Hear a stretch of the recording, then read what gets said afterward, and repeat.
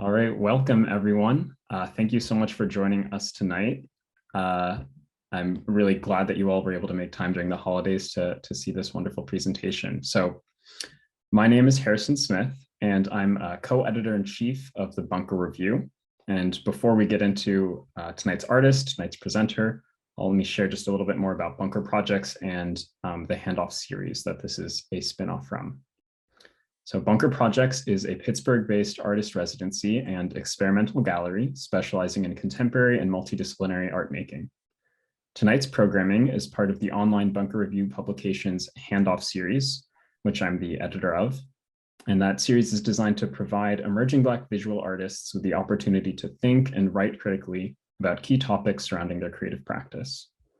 And we're really excited tonight to have with us Shori Sims, who is an artist in her own right and the Handoff's most recent contributor. So tonight, Shori will be sharing a bit more with us about her practice and her ideas. We're going to dive deeper into her most recent contribution. So a bit about Shori. Shori Sims is an interdisciplinary artist and writer born in 1999 in Baltimore, Maryland, who now lives and works in Pittsburgh, PA. She has exhibited work throughout Pittsburgh and the Midwest, as well as the Lubov Gallery in Brooklyn, New York, and internationally in both London and Toronto. Her articles and zines have been published in apmagazine, Spicy Zine, SKEW Magazine, and Yale's Asterisk Journal of Art and Art History. In her essay, In Some Far-Off Place, I'll Wait For You, Cybernature and the Preservation of Space, which we just published, Sims advocates for Black Cyber-Feminism in the face of late-stage capitalism's disregard of nature. And Sims positions nature as a historic place of respite and communion for the oppressed, and presents Cybernature as the new frontier in anti-capitalist communal freedom. So a lot of content there for us to dive into tonight. And I will share with everyone who's joined us tonight a link to that now. So you can either have it up as a reference or read it later, and that will be in the chat. And lastly, before I turn it over to Shori, I just want to go over some quick Zoom logistics. First, this meeting is going to be about an hour long. We're going to have Shori present and maybe be in conversation with me for about 45 minutes. After that, we will move into the Q&A session of tonight's meeting. And that will be about 15 minutes. We're expecting to end a little after 7 tonight.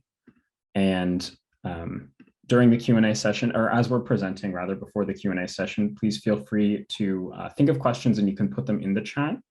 And we will see those and then get to them once the Q&A session begins. And I will be able to pose this to Shori. Alternatively, when the Q&A begins, if you want to use the raise a hand function, I can invite you and you can speak with Shori directly. So lastly, I just want to do a quick pitch that the Handoff series is unique in that it is designed such that our current contributor, who is Shori, selects and then helps edit the essay of their subsequent contributor in the series. So Shori has tapped Corinne Jasmine, who is a multidisciplinary artist in her own right, to be our next contributor. So you can look out for that. That will be published in the new year, in either January or early February, we're aiming. So thank you again so much for joining us. And with all of that, I will turn it over to Shori. Yeah, great. So hi, everybody. Thank you so much for coming. This is very exciting. This is only my second kind of speaking. Well, not my second, but I'll call it, if I'm thinking about it like an artist talk, this is only my second artist talk. So, you know, let's see how this goes. let's see how it all pans out. Hopefully, I think it'll go well. So yeah, just to get started, if you're not really familiar with my artistic practice, which, I mean, it's not really mentioned in my writing, but I do consider writing like a large part of my artistic practice.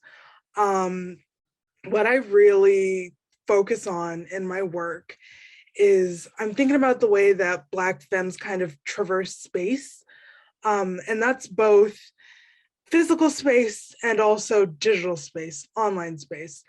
My work is based a lot of my experience growing up, you know, just before the fourth industrial revolution, which is the digital revolution. It's the era that we're currently in.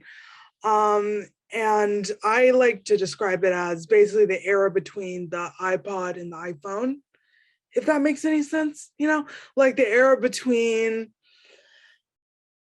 MP3s, like having an MP3 player in your pocket that just played music and having an entire computer in your pocket that basically does everything. I mean, the phones do everything at this point. So yeah, basically the difference between the iPod and the iPhone. I see making art kind of as a collaborative process, and that's not just visually, but also I see writing as a collaborative process. I'm kind of working, obviously, like I tend to write and make alone. I'm not good at working in teams necessarily to kind of come out with one single finished product. I mean, I can do it, and I would say I'm good at it, but it's not exactly my favorite thing to do. But I feel like kind of just living and absorbing things from other people and kind of being in the world and then processing that and turning that into art, I see that's where the collaboration kind of comes from.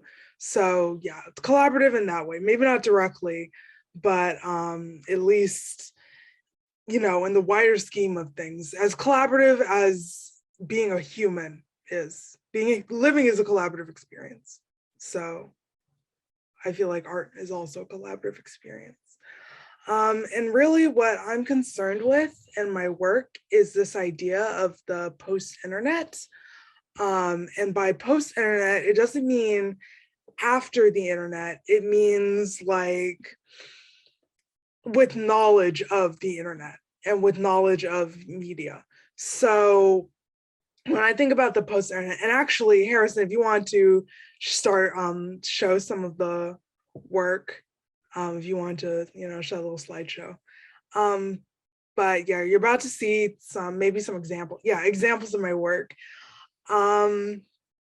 And yeah, what I'm really working with here is like this, all of the, you know, information, kind of media information that I've absorbed throughout my life. I feel like I was really like growing up and conscious between the ages of probably like, and on the internet between the ages of maybe 7 and 11, 12.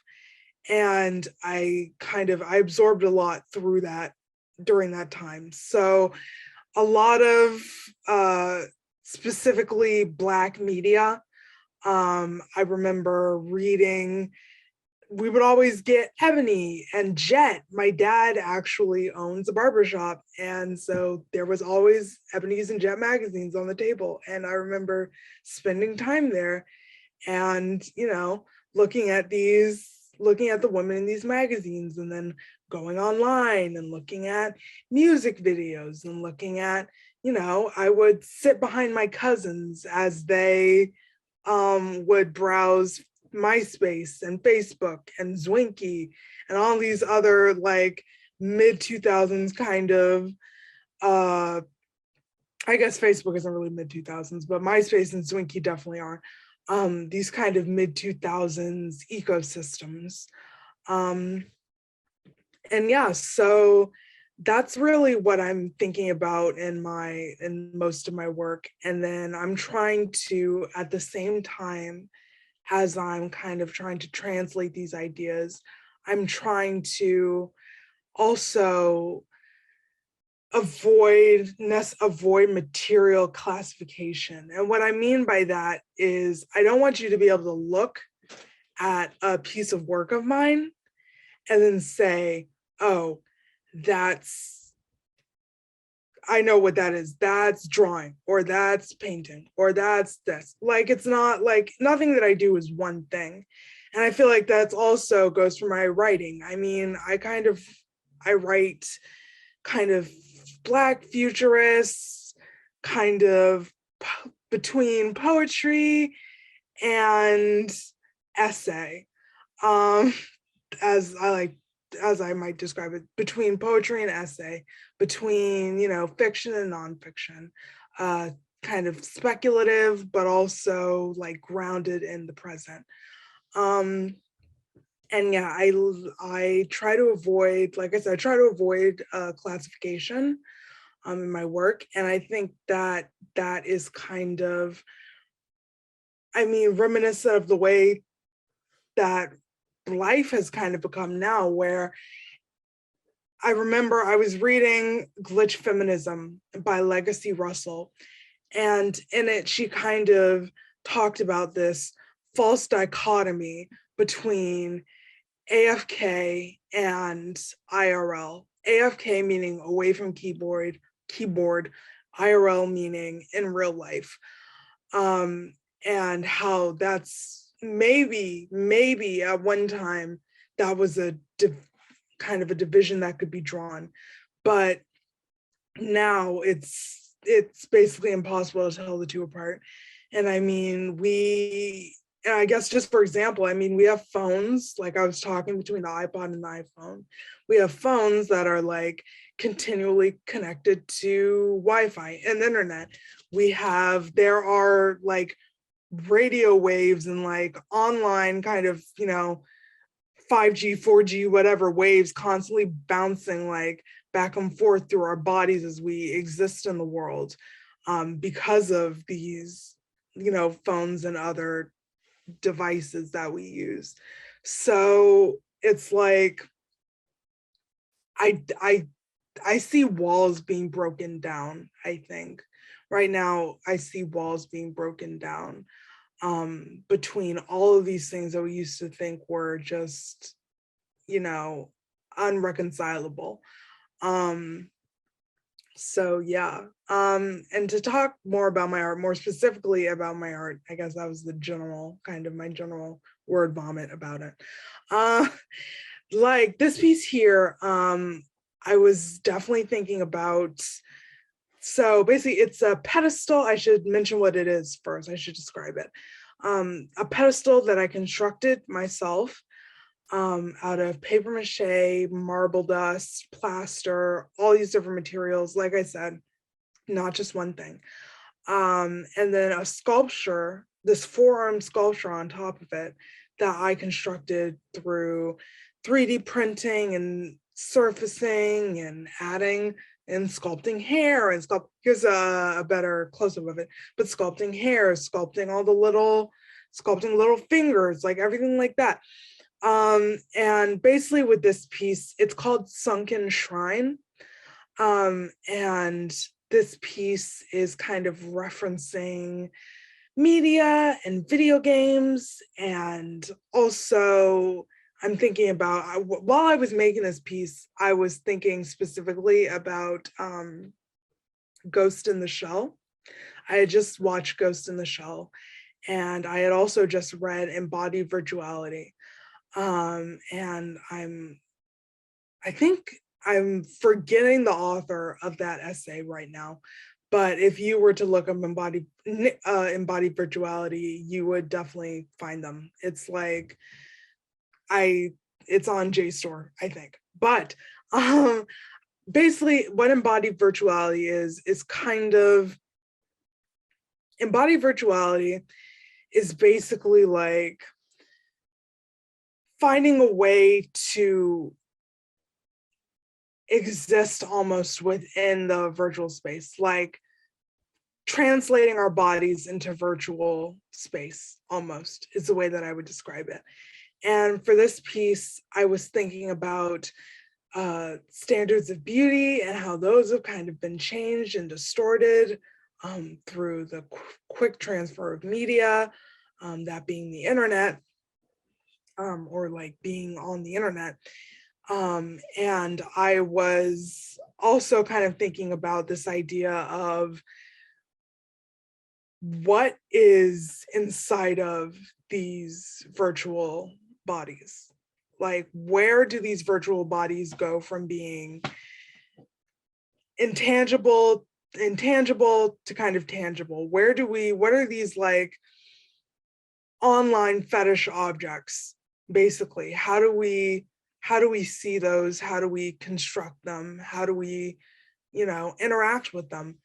There's actually 2 carpets in front of this piece, in front of the pedestal, and they're little heart-shaped carpets, which are perfect for your knees, because the ideal way for someone to, I guess, come into contact with this piece or observe this piece is actually by kneeling to it. And it kind of directs you non-verbally to kneel in front of it. And with this, I was thinking about, I guess, this idea of idol worship, and these ideas of idols. What do we make idols of in this day and age? Where do we find our idols? What are our idols? I was thinking specifically about kind of anime culture and idols in that kind of respect or in that meaning. And what does that mean? What does that look like? And that's kind of, I feel like that's kind of translated through the construction of the main sculpture, who does have your typical anime proportions, tiny waist, everyone like peace sign, tiny nose, as you can see if you get closer to it, kind of wavy, like all over the place, like hair that's almost blowing the wind with no wind. And the hole in the middle, I should mention the hole in the middle. The hole kind of in the middle of her body is kind of thinking about this idea of, well, what are these idols missing? Like at the end of the day, they're these, visually, it is this like beautiful and arresting kind of work. But when you really think about it, there's something massive kind of missing from it, which is its humanity, its connection to people, its connection to personhood. And the whole is almost to be looked through. There was originally a projection behind this sculpture. And ideally there would be a projection through the hole into the back, that you would have to look through the hole to actually see the image, which is reminiscent of this Michel Duchamp work, in which he constructed a little, basically like this weird little trap box thing, like that you would look into, and it would be almost like a labyrinth, that you would like peer into, and you would see this kind of half of a body kind of laying out in the grass, possibly dead, possibly alive. And it was like a kaleidoscope almost, in the way that you look through it to see the image. And that was my ideal dream for this work, which is to make it kind of like a kaleidoscope that you would look through to see an image. The image, exactly what the image was, I was not entirely sure, but originally I was projecting the Sunken Shrine from Final Fantasy I through back of it. And that's why this piece is actually called Sunken Shrine. But yeah, and if you want to move on to another image. Sure. Well, actually, if you wouldn't mind, I'm really interested in this piece specifically in the way you're talking about it, because I think it starts to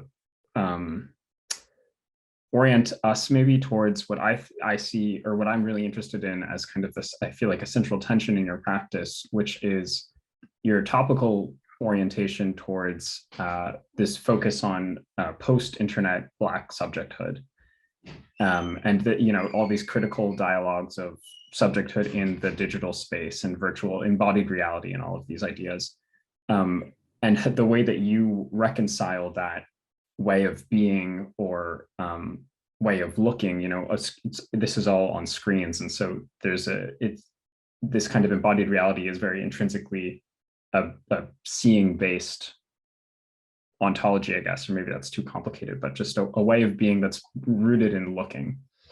And how you connect that to your art, but also how you reconcile the virtual content with the material making that you're doing.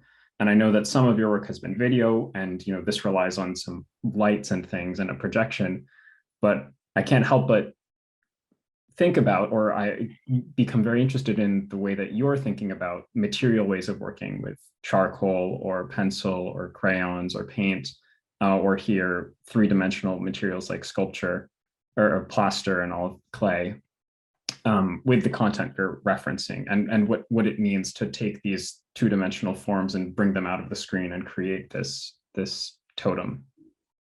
Right, exactly. Thank you. That's a really great question, actually, and a great point. And yeah, a lot of my work really it's based in looking. I mean, that's how I grew up with art. Even when I was making art kind of uncritically, when I was younger, before I came to Carnegie Mellon and kind of started thinking about my art in a more critical way. Even when I was making art uncritically, the main thing that really mattered, and I think the thing that it really art comes down to for most people, is the visual, is the interaction between the work and the eye, and the way that the eye takes in the work and kind of transforms and changes it, along with the mind kind of takes in the work and transforms and changes the work. And by the time it's over, it kind of spits out the work in a completely different way. And that's why I say that I feel like art is very collaborative, because it's not just you who's looking at this. Like, the artist makes it, but then the viewer or the consumer creates the meaning for themselves. And you can explain as much as you want to, but at the end of the day, when someone looks at your work, they're going to see what they see, and there's really and you don't have too much of a say in it. Exactly. But yeah, I mean, like I said, when I grew up and I was making art uncritically and not thinking about, what my art meant, and I was only thinking about what it looked like, it mattered most, what could I use? What could I do to get these certain textures, to get these certain like moods and feelings out of material that I, was aiming for? Because I feel like material does have a mood, and it has a feeling, and it has kind of a way that it affects people and a way that it affects the viewer. So like, if you wouldn't mind switching to, and I can just tell you where to stop, but I want to talk this piece. Exactly.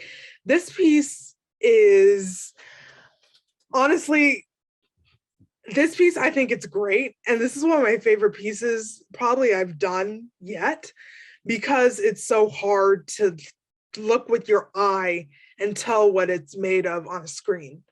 But it also shows up so beautifully on a screen that you have kind of the shininess and this almost holographic blue that comes through the skin, and it's very layered. And there's like, even if you zoom it, I'm not asking you to zoom in on them, you don't have to zoom in because I don't think you can, but if you were to zoom in on the image, like, there's little pearls and little gems, and they're throwing off light in like all of these amazing ways.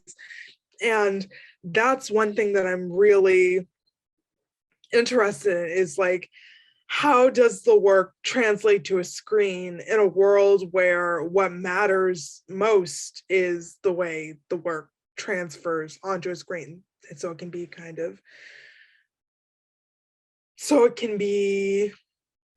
consumed by other people.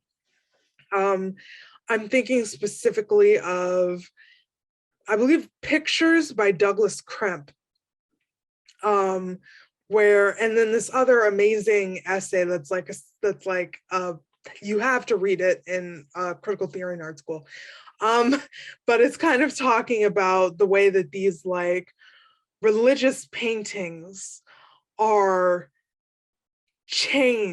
been kind of changed by the advent of the screen and mass media. Like, for example, these beautiful frescoes in Italy, in these Italian cathedrals, the ceilings on these works, like St. Paul's Cathedral, for example. You used to have to be there and used to really have to come in and it was almost like a religious experience to see these works in person. And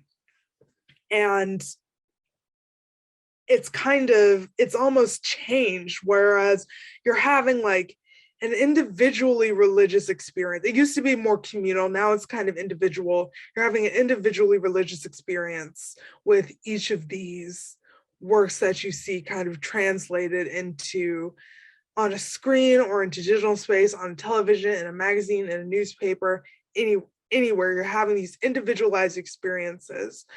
And that's one thing that I'm really interested in with my work, is not only the way that it looks to me, but kind of the individualized experience that the viewer would have upon looking at it. You know, how long would they look at it? Because it matters, like, especially in this day, and not to sound old, like, oh, the TikToks and the Instagrams, but like, especially in this day and age when everything is so fast, and like you barely look at things for even a second now when you're like scrolling and everything like that. I want to make something that forces you or intrigues you enough to look at it for a long time, to really look. And the power of the eye is something that I also really tend to think about a lot in my art. This piece, for example, the eyes are kind of the main focus. It's almost like the entire work is built around the eyes, and everything else is, not to say an afterthought, but that everything else is almost secondary to the eyes, as you can see. And then if you want to move to the next one, because this is an example of like, yeah, like you can see, again, eyes. I have this, I'm like pointing to my screen, like thinking that you guys can see my hand, or you guys can see what I'm pointing to. But for the leftmost image, I really began with the eyes. Exactly, there it is. I really began with the eyes as the main focus, and then kind of everything else was built out from that. And I spent a lot of time working on them, you know, adding color, adding sequins and light and shade and darkening it, and then making it lighter, and then darkening it, and then making it lighter, and like adding material on material on material. And in that way, I think that like, or if you could move to these are all part of my new kind of freedom series. And even with this piece, again, the eye was the main focus. There's actually, if you were to see this piece in person, and there are some things that you can only see in person, if you were to see this piece in person, you would see the layers of kind of aerosol paint and oil stick and crayon and charcoal and pen and all these different things that I kind of used on those, like that I use on those eyes and the eyelashes to kind of frame it. And the eye in my work is the most powerful. It's the centerpiece of basically every 2D work that I make. Because I typically when I'm making 2D art, or like drawing, painting, anything like that, even when I sculpt, even though I have minimal examples of my sculpture in this presentation, but even when I sculpt, I'm focusing specifically, the eyes are the most important part to me. And it's always been that way. I think it maybe comes from the fact that I grew up on anime, where the eyes were so beautiful. The eyes are so beautiful and expressive. Even though the face might be relatively nondescript. I mean, this face is not, but in, you know, television shows that are quickly animated and, you know, they're on a budget, the face doesn't have like all these, you can't see every like tiny micro expression in the face, but you can see the eyes. And the eyes are always the most important part of my work and the most important part of the work for me. And it's not just the eye of the subject, but also the eye of the viewer, kind of looking back or almost exchanging looks between the viewer and the subject. But yeah. I've got another quick question that related to this series, but you were talking about earlier how considerate you are of the fact that your work will often go on to live a kind of distinct life online. You know, the photograph of the work will live in a virtual space, and that's distinct from the physical object being seen in person. And like you said, for this piece, there are certain things that are lost in that transition or translation to the digital. But I'm also interested in the way you were talking about the New Kind of Freedom 2, this piece, and how you're so excited about it, specifically because its documentation captures a dimensionality to it that can draw the virtual viewer in. And I was wondering how considerate you are of that when you're making material work, you know, two-dimensional but physical work.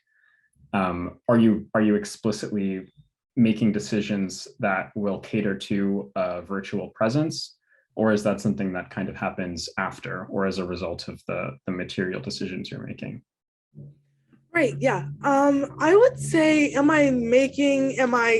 not necessarily thinking about the virtual space or the virtual translation of the work as I'm making the work. And what I mean by, or I'm thinking about it, but also not.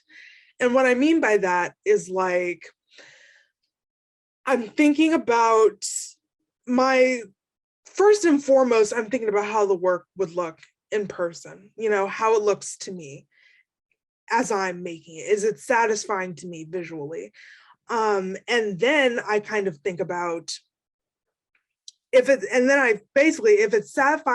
satisfying to me visually, then I know that it will translate into digital space. If that makes sense. So if like the way I like to like play with texture, and you can see it in the bottom of this piece, kind of towards beneath the chin, I'm using really thickly applied oil stick, which is just an oil paint in stick form. I'm using really thickly applied oil stick towards the bottom on a white piece of paper, because I didn't like how it was just like, I didn't like how the paper was just like flat underneath the chin. And I was like, oh, well, there has to be some way to kind of punch this up a little bit, like to make this, to kind of translate, to make this satisfying to me, to make the piece feel more complete. I'm kind of with the oil stick, I'm mixing the charcoal and this chalk pastel that I had, this blue, and you're getting these beautiful layers. And I won't say it's just as beautiful in online, because I feel like it's more beautiful in person, because I mean, you can really see everything, but I feel like it's still beautiful, but I still feel like it's still beautiful in the virtual space, if that makes sense. Like, just because it's more, you can see more in person, but there's also so much that you can see in the virtual space. And in that way, I'm kind of thinking about both at one time. Like, I'm thinking of, and I feel like this is kind of more of an issue when it comes to sculpture, because it's like you have to get it from a particular angle. Like, you're looking at, when you're photographing it, you're looking at it from a particular angle. As like the maker of the work, you see it from 360 degrees around. But when you're taking a photograph, you can only see it at that one single point. You can't see the way the lights reflect off the walls necessarily. You can't see the texture as well, the light kind of playing on the texture in the carpets, or the texture in the pedestal, or the texture on the sculpture. So there's a lot of different considerations, but I feel like for sculpture is different from 2D work or drawing or painting, because with sculpture, you're capturing a moment in the life of an object that is living. You're catching a moment in the life of an object that is already alive, is the way I see it. Whereas I see two-dimensional work as more like a life that's already done, not dead necessarily, but a life that's ended, because there's only one way for you to see it. But yeah, with sculpture, you're capturing a moment in a life that is ongoing. And yeah, I think that's really cool. And that's why that's one reason why I love sculpture, because you're making works that are alive. Whereas sometimes it feels like, a little while ago, I wrote that painting is a dead thing and sculpture is a living thing. And by that, I mean, not painting is dead, like painting as a practice is over. I don't mean that. But I mean, painting, once you make it, it's done. It hangs on the wall, or painting or drawing, it hangs on the wall. And I try to add sculptural elements to my drawings to kind of avoid this, like that thick oil stick that I was adding. Kind of is almost lifted from the paper, which kind of creates these ridges, these really sculptural ridges in the work, as you can see underneath that chin, or with like the little pearls or the rhinestones that kind of sparkle. And in that way, the work is living, the work is continually changing. But yeah, whereas sculpture is, by its very nature, continually changing. By the way you look at it, by the way you have to like walk around it and take it in from all angles, and you can't take in all the angles at the same time. And it's just, so yeah. And the eye, and really quickly back to that, because I forgot to mention this. I feel like I'm talking a mile a minute, but I forgot to mention this, and I want to mention this. Just the importance of the eye to me. Spray painted on that chest of drawers, which is a replica of a chest of drawers that actually exists. I'm actually sitting across from it right now, or across the room from it. I've had it my entire life. But basically those eyes are my graffiti tag. That's the way I kind of mark that I was here. This is what, or basically that's how I marked that I was in a place. And the eyes are the eyes are always, I like eyes because they're always watching, and there are all these different things or feelings that can be assigned to eyes, especially narrowed kind of eyes like this, or like eyes where the brow is kind of lowered. People could see that as annoyed or suspicious or intrigued or anything like that. It's watching you. And I like to combine that 2D and 3D. Actually, and this is another example of how sculpture is constantly living and three-dimensional, because if you were to go 360 degrees around this work, you would see that the eye tags kind of are kind of painted onto the chest in a way that is like a texture and like Unity, which is like a game engine. Now I'm kind of talking in a way that, like, I don't know if everyone will necessarily know exactly what I mean, but like textures, like in video games, how it's a 360 degree 2D image. It is kind of the eyes are also kind of 360-degree curving all the way around the piece, or curving to the other side of the piece. And I feel like that is one way that I'm kind of trying to combine 2D and 3D in a way that draws the eye, and in a way that kind of brings the piece to life in a way that brings the piece to life. But yeah.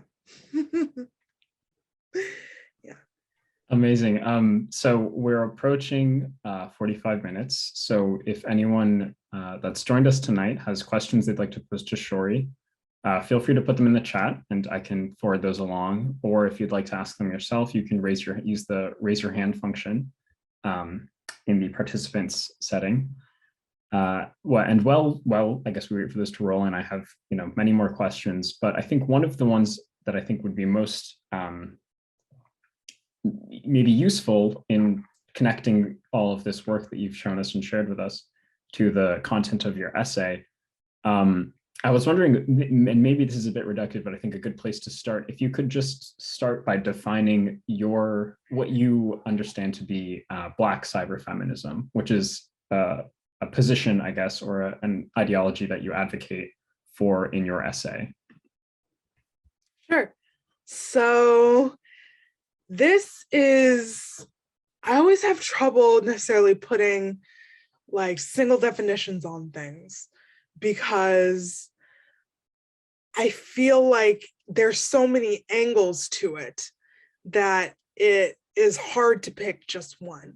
But I see Black Cyber-Feminism as kind of the way that specifically Black femmes kind of interact through online space and create community and through online space, almost replicating real life interaction in a way that is towards an end goal of liberation. So the way that Black women kind of work towards liberation, like, I'm forgetting the word, so I'm just going to say in a group through online space. In the way that Black women kind of traverse this space, both in their physical bodies, acting through their virtual bodies. So, for example, like over Zoom, this is my physical body becoming a virtual body, being beamed into your house or into wherever you're looking at this stream from.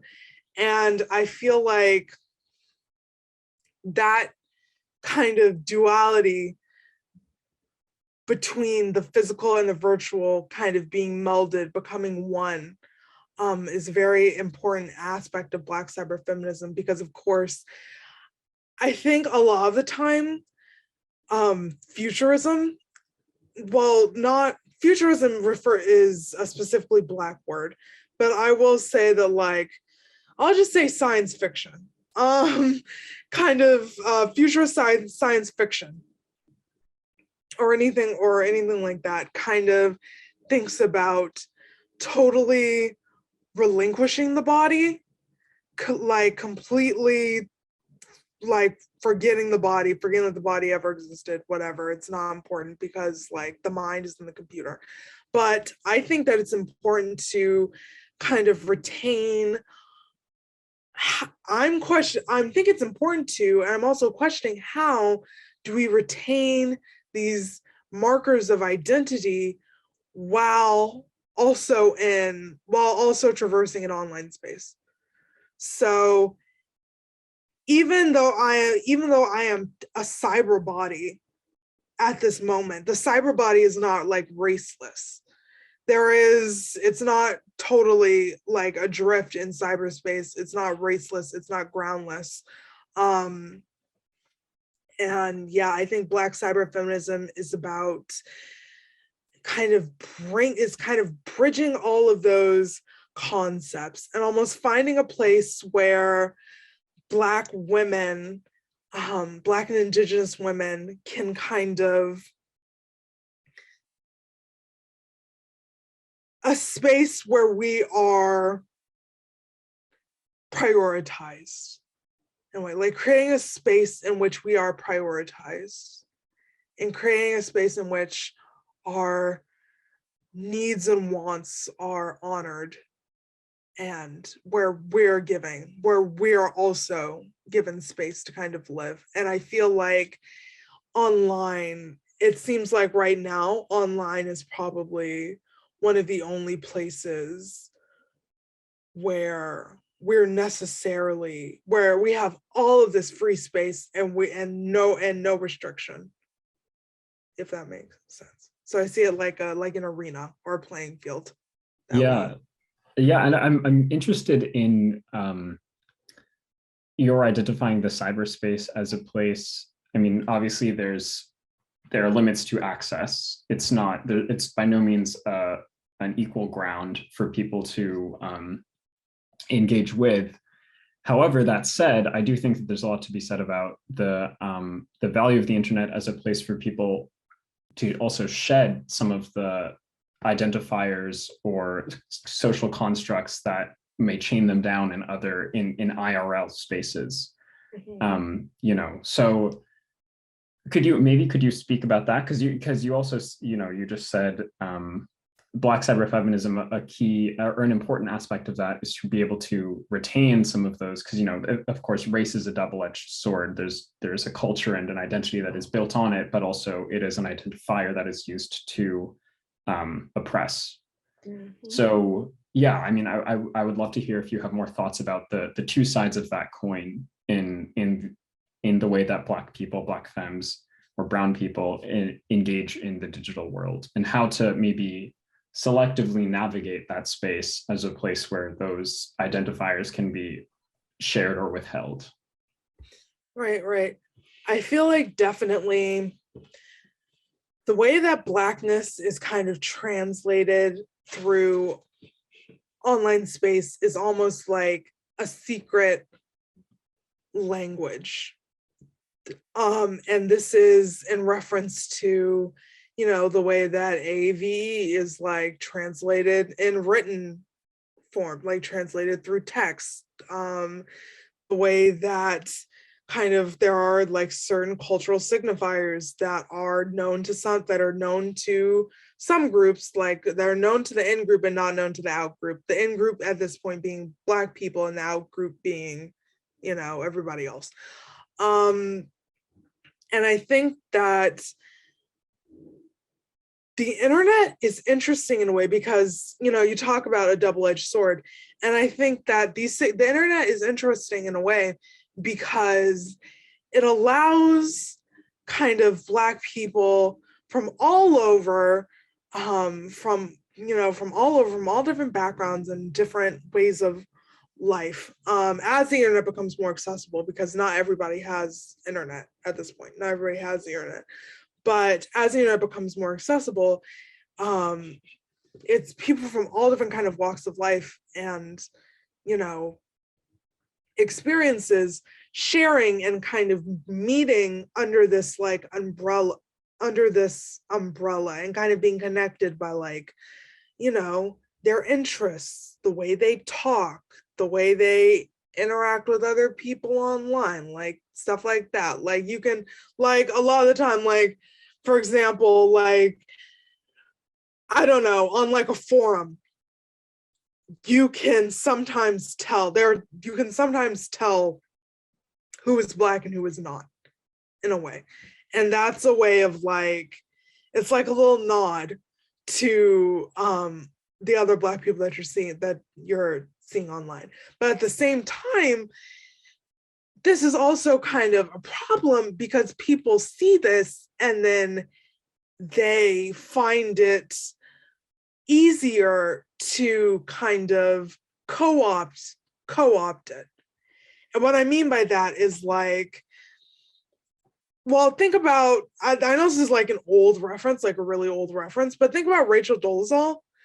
Remember how she physically had to pretend to be a Black person, she physically had to become visually Black.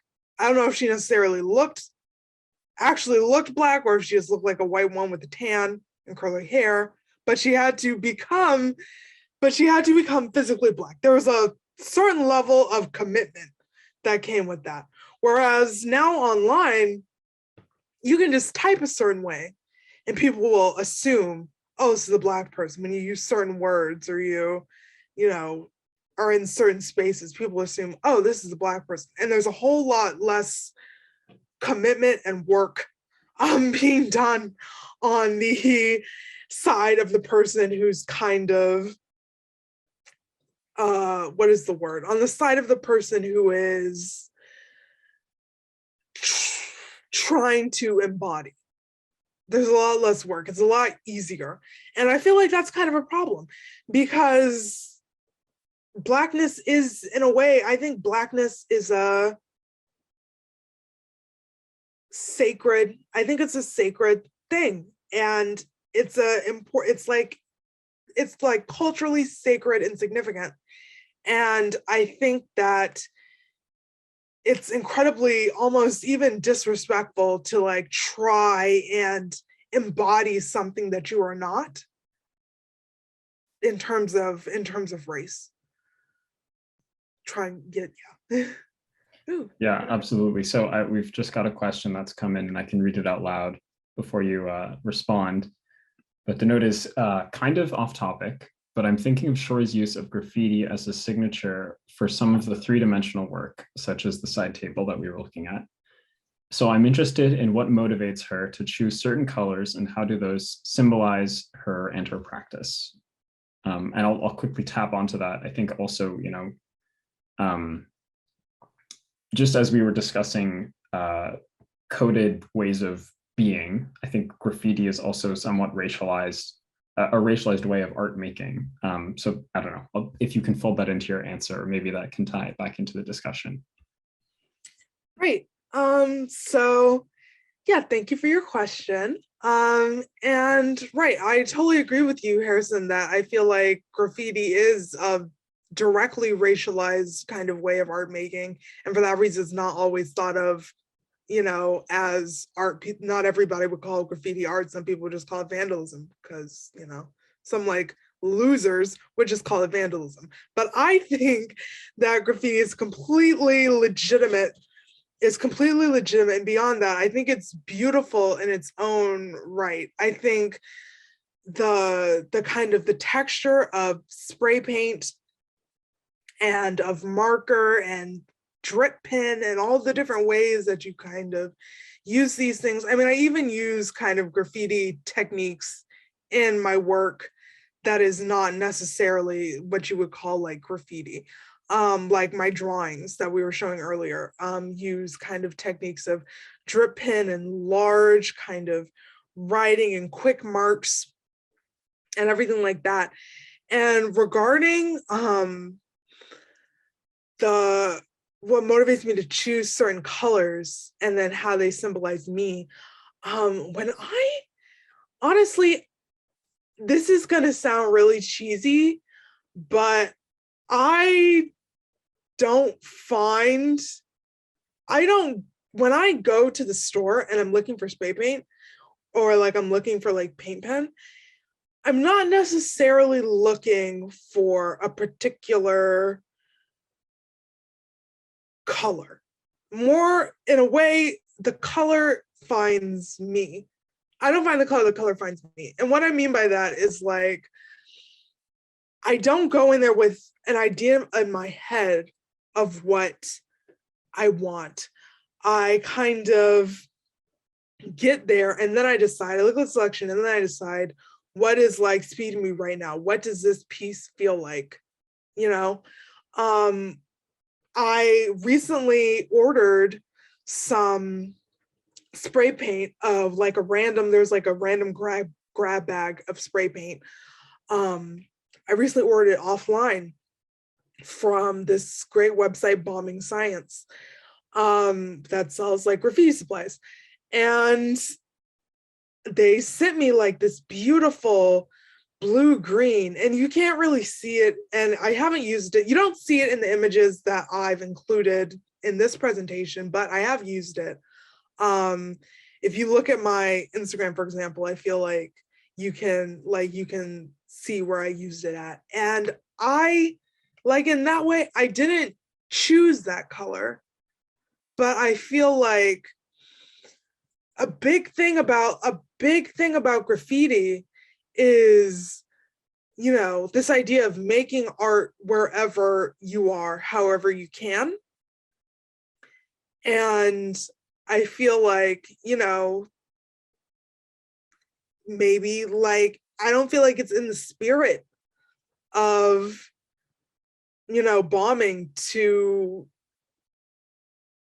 pick out the colors like to the tiniest little degree, like the way you would do with like oil painting or something like that. I feel like it's all about,